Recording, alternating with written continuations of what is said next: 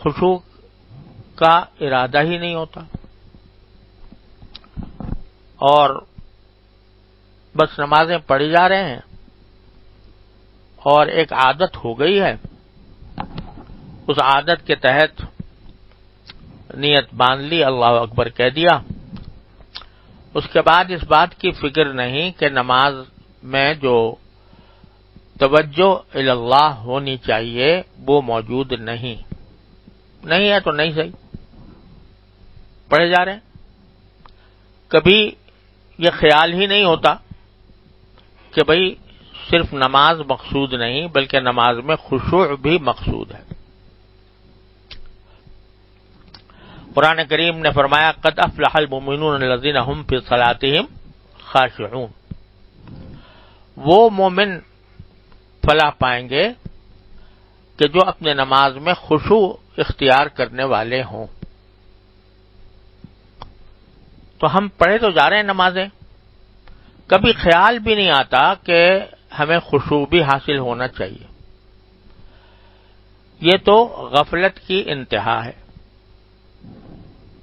کہ کبھی توجہ ہی نہیں ہوتی، بس وقت آ گیا کھڑے ہو گئے، نماز پڑھ لی، کبھی نماز کی طرف اور نماز کے مقصود کی طرف دھیان اور توجہ ہوتا ہی نہیں، نہ دھیان ہوتا ہے، نہ دھیان لگانے کی فکر ہوتی، نہ کوشش ہوتی ہے۔ تو یہ غفلت ہے جو عام طور سے طاری رہتی ہے۔ اس غفلت سے تو انسان کو پناہ مانگنی چاہیے اور اپنے آپ کو اس سے نکالنا چاہیے۔ دوسری طرف بعض اوقات خشوع کا مطلب اتنا اعلی معیار ذہن میں بٹھا لیا جاتا ہے خشوع کا کہ بس بھائی اور کوئی خیال آئے ہی نہیں کبھی نماز کے اندر۔ اور اس کی ایک وجہ یہ بھی ہے کہ جن حضرات کے خشوع کا ذکر آیا ہے، بزرگان دین کا، صحابہ کرام کا، تو اس میں صحابہ کرام کے حالات میں ملتا ہے کہ ایک صحابی جن کا بہت بڑا باغ تھا، نماز پڑھ رہے تھے اور ایک پرندہ آ کر درخت میں الجھ گیا، باہر نکلنا چاہتا تھا، نکلا نہیں جا رہا تھا۔ ایک درخت سے نکلتا ہے دوسرا درخت میں پھنس جاتا ہے، دوسرے سے نکلتا ہے تیسرے درخت میں پھنس جاتا ہے۔ تو ان کو خیال یہ آ گیا نماز میں کہ دیکھو میرا باغ کتنا بڑا ہے کہ پرندہ اس میں داخل ہو کر نکل ہی نہیں پا رہا، درختوں میں ایک درخت سے دوسرے درخت، دوسرے سے تیسرے درخت، اتنا میرا گھنا باغ ہے کہ یہ پرندہ اس سے نکل نہیں پا رہا۔ یہ خیال آ گیا نماز پڑھتے وقت۔ جب نماز پڑھ کے فارغ ہوئے تو بڑا افسوس ہوا کہ میں نے نماز میں غیر اللہ کا خیال کیا اور اپنے باغ کی طرف متوجہ ہو گیا، پرندے کی طرف متوجہ ہو گیا، تو اس لیے مجھ سے بڑی سخت غلطی ہوئی، بہت سخت میں نے ایک طرح سے گناہ کیا۔ تو اس کے لیے، اس کی تلافی کے لیے پورا باغ صدقہ کر دیا، صرف اس لیے کہ چند لمحوں کے لیے خیال آ گیا تھا اپنے باغ کے وسعت کا اور اس پرندے کا جو اس میں پھنسا ہوا تھا، اس کی وجہ سے صدقہ کر دیا۔ اور یہ ظاہر ہے کہ اعلیٰ ترین مقام ہے خشوع کا جو ان کو اللہ تعالی نے عطا فرمایا۔ صحابی ہیں، رات کے وقت میدان جہاد میں پہرا دے رہے ہیں اور اسی پہرے کے دوران تیر آ کر لگتا ہے سینے میں اور اس سے خون کا فوارہ نکلتا ہے، لیکن نماز توڑتے نہیں، نماز جاری رکھتے ہیں۔ جب بعد میں کسی نے پوچھا کہ بھئی آپ نے تو تیر لگنے کے بعد بھی نماز جاری رکھی، حالانکہ خون بھی نکلا ہوگا اور ہو سکتا ہے کپڑے بھی خراب ہوئے ہوں گے، لیکن کہنے لگے کہ میں قرآن کریم کی تلاوت میں ایسا محو تھا کہ مجھ سے اس کو توڑا نہیں گیا نماز کو.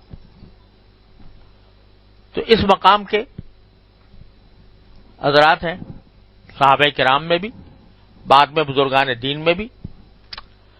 تو جب یہ واقعات ہم سنتے ہیں تو بعض اوقات ان واقعات کی وجہ سے دل میں یہ خیال پیدا ہوتا ہے کہ بھئی یہ مقام جو ہے خشوع کا، یہ تو ہم کبھی زندگی بھر حاصل کر ہی نہیں سکتے. ہم سے تو یہ ہو نہیں سکتا کہ بھئی کوئی خیال آئے ہی نہیں سرے سے. اور جس طرح کے تیر لگا اور نماز جاری رکھی، لیکن وہ کام تو ہم کر نہیں سکتے. تو لہذا خشوع تو ایک ایسی چیز ہے کہ جو ہمارے بس کی ہے ہی نہیں. کیونکہ ہمارے بس کی نہیں ہے لہذا بس اب جیسا چل رہا ہے چلنے دو، تو پھر خشوع کی طرف توجہ ہی نہیں ہوتی. تو یہ ایک غفلت کی انتہا ہے، اور اس غفلت کی وجہ خشوع کا مطلب نہ سمجھنا. خشوع سے کیا مقصود ہے، کیا مطلب ہے اس کا، وہ کس طرح حاصل ہوتا ہے. تو ذہن میں ایک وہ معیار بٹھا لیا جو اعلیٰ ترین معیار ہوتا ہے، اور جو صحابہ کرام کو اللہ نے عطا فرمایا تھا. تو یہ سمجھتے ہیں کہ بس وہ جب وہ معیار نہیں ہے تو بس خشوع بھی نہیں، جب خشوع نہیں تو بس اب جس طرح بھی پڑھ لو. یہ خیال انتہائی غلط ہے. خشوع کی کوشش کرنا اور کرتے رہنا فرض ہے. اور خشوع کے معنی کیا ہے؟ خشوع کے معنی یہ ہے کہ دو باتیں ہیں اس میں. ایک نماز کے دوران بندہ اللہ تبارک و تعالی کے سامنے اپنی عاجزی کا اظہار کرے، اور حتی الامکان دھیان اللہ جل جلالہ کی طرف رہے، اور اپنے اختیار سے کوئی خیال دل میں نہ لائے، کوئی اور خیال دل میں نہ لائے اپنے اختیار سے. ایک تو یہ ہوتا ہے نا کہ میں نے بسم اللہ کر کے نیت شروع کی اور ایک دم سے کوئی خیال آ گیا غیر اختیاری، تو وہ تو معاف ہوتا ہے، لیکن اپنے خیال اپنے اختیار سے نہ لائے.